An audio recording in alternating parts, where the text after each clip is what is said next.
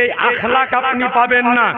এমনও শাশুড়ি আছে যে এমন করে শাড়ি পরে আজকে জামাইয়ের মোটরসাইকেলের ব্যাক সিটে বসে যে বোঝা যায় না ওটা শাশুড়ি না বাড়ি হল। আপনি বুঝতে পারবেন না। আজ আপনি সোশ্যাল মিডিয়া খুলেন, একাধিক জায়গাতে জামাই আর শাশুড়িকে গন্ডগোল পাকিয়ে দিয়েছে। আমাদের মুর্শিদাবাদে একটা থানা আছে, ইসলামপুর থানা, নাম শুনেননি? জলঙ্গির দিকে ইসলামপুর থানা। তো কিছুদিন আগে ইসলামপুর থানা থেকে একজন ফোন করছে, বলে মুফতি সাহেব একটু আমাদের এখানে আসেন তো, খুব দরকার। তো বলি হ্যাঁ গো, কি দরকার গো? তো বলে আর বলিয়েন না, শালা ভুলতেও লজ্জা লাগছে। তো বলছে আরে বলেন না গো, কি হয়েছে?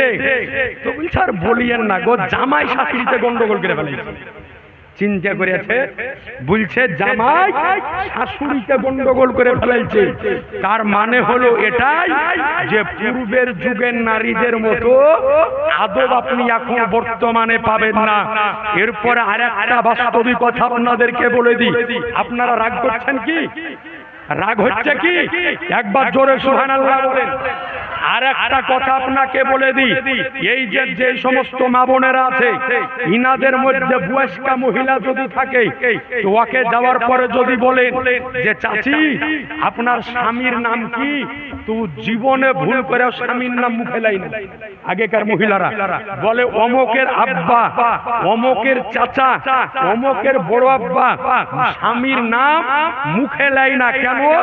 যে স্বামীর নাম নিতে গিয়ে বেয়াদবি হয়ে যেতে পারে। মাসালা হলো এটাই যে স্বামীর নাম স্ত্রীর জন্য মুখে নেওয়া নাজায়েজ নয়, কিন্তু আদবের জন্য না নেওয়াটাই উত্তম। আদবের জন্য না নেওয়াটাই হলো উত্তম। এখনো ওই আদবটা পূর্বের নারীরা বজায় রাখে। আর বর্তমান যুগের মেয়েদেরকে খালি জিজ্ঞাসা করেন গা হ্যাঁ তো স্বামীর নাম কি, আপনার জিজ্ঞাসা করা হবে না, 3 বার বলা শেষ। আপনি খোঁজ নিয়ে খালি দেখেন। তো সুতরাং আপনাদের নিকটে আবেদন করব যে আজ নিজের আখলাককে, নিজের চরিত্রকে পরিবর্তন করেন। আপনি রাস্তা দিয়ে যখন চলবেন, আপনি কথা যখন বলবেন, যেন আপনার কথা শুনে আপনার আজকে আদব দেখে একজন বিধর্মী যেন বুঝতে পারে যে এটা হলো ইসলাম ধর্মের মানুষ। আজ আপনাকে বলি, আমার মাওলায়ে আলী মুশকিলে কুশা হায়দারে কাররার সাহেবে জুলফিকার হযরতে আলী মুর্তজা রাদিয়াল্লাহু তাআলা আনহু যখন মদিনার খলিফা পদে অধিষ্ঠিত, চতুর্থ খলিফা হযরতে আলী রাদিয়াল্লাহু তাআলা আনহু, তো ওই সময়তে ওই মদিনাতে একজন বিধর্মী ছিল। তো ওর কাজ ছিল প্রতিদিন আমার নবীকে 100 টাকা করে গালি দিতে। আমার নবীকে প্রতিদিন 100 টাকা করে গালি দিত। তো হযরতে আলী রাদিয়াল্লাহু তাআলা মনে মনে ভাবতেন যে তোকে খালি একদিন সুযোগে পাইলি, একদিন যদি সুযোগে পাইলি তাহলে তোর কাম আমি তামাম করে দিব। তো হযরতে আলী হাঁটতেছেন, হঠাৎ দেখতেছেন ওই বিধর্মী ব্যক্তি যে আমার নবীকে প্রতিদিন গালি দেয়। তো হযরতে আলী রাদিয়াল্লাহু তাআলা আনহু ওই বিধর্মীকে আপনার ধরার পরে চিৎ করে শুইয়ে দিয়ে বুকের উপরে বসে গিয়েছে। সুবহানাল্লাহ হবে না? হযরতে আলী চিৎ করে শুইয়ে বুকের উপরে বসে গিয়ে জুলফিকার বের করে ফেলেছেন, গলাতে লাগিয়ে দিয়েছে। যে হযরতে আলী গলায় লাগিয়ে দেওয়ার পরে ইরাদা একটাই যে আমার নবীকে গালি দিয়েছে, এর পৃথিবীতে বেঁচে থাকার কোনো অধিকার আর নাই, একে দুনিয়ার মুখ থেকে বিদায় হয়ে যেতে হবে।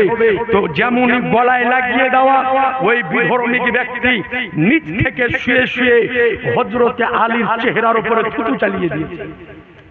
যেমনই থুতু চালিয়ে দেওয়া, হযরতে আলী রাদিয়াল্লাহু তাআলা আনহু তার সিনার উপর থেকে নেমে গিয়েছে। নেমে যাওয়ার পরে হযরতে আলী ওই বিধর্মীকে বলতেছেন যে যা, তোকে মাফ করে দিলাম, বাড়ি চলে যা। ওই বিধর্মী বলতেছে আলী তোমার তো রাগ বেশি হওয়ার দরকার। এক তো হলো তোমার নবীকে প্রতিদিন গালি দিই, আর দ্বিতীয় হলো তোমার মুখে থুতু দিয়েছি। আমার আপনার মতো লোক যদি হইতাম তাহলে বলতাম যে তোকে যদি 1 টান করতাম এবার 3 টান করব, নাকি বলছেন? কিন্তু আলী রাদিয়াল্লাহু তাআলা আনহু বলতেছেন যে যা, তোকে ক্ষমা করে দিলাম। সুবহানাল্লাহ। বলছেন যে যা, তোকে ক্ষমা করে দিলাম। বলে আলী, রাগ তো বেশি হওয়ার দরকার, ক্ষমা কেন করতেছো, মাফ কেন করতেছো? বলে শোনো বিধর্মিক ইহুদি, আমি তোমাকে চিৎ করে শুইয়ে তোমার সিনার উপরে বসে তোমার গলাতে জুলফিকার এই কারণে লাগিয়েছিলাম যে তুমি আমার নবীকে গালি দাও, এই কারণে। কিন্তু তুমি যখন আমার মুখে থুতু চালিয়ে দিয়েছো, তখন আমার নবীকে গালি দেওয়ার কথা আমি ভুলে গিয়েছি। আমার মুখে থুতু চালানোর কারণে আমার রাগ হয়ে গিয়েছে। এই মুহূর্তে তোমাকে জবাই যদি করে দিই তো নবীকে গালি দেওয়ার জন্য হবে না, থুতু চালানোর জন্য হবে। আর আমার নবীর আদর্শ এটা নয় যে নিজের জন্য কাউকে হত্যা করব, নিজের জন্য কাউকে জবাই করব। তো বলে যাও, এই মুহূর্তে তোমাকে মাফ করে দিলাম। সঙ্গে সঙ্গে ওই ইহুদি আমার মাওলাই আলী মুশকিলে কুশা হায়দারে কাররাত শেরে খোদা সাহেবে জুলফিকার হযরতে আলীর কদমে পড়ে গিয়ে বলে, ওগো আলী শোনো, আজকে তোমার এই চরিত্র, তোমার এই আখলাক আমাকে এতটা মুগ্ধ করেছে যে আজকে এই জায়গায় আমার ধর্মকে ত্যাগ করে তোমার হাতে হাত দিয়ে কালেমা পড়ে ইসলাম ধর্ম কবুল করে নিয়েছি।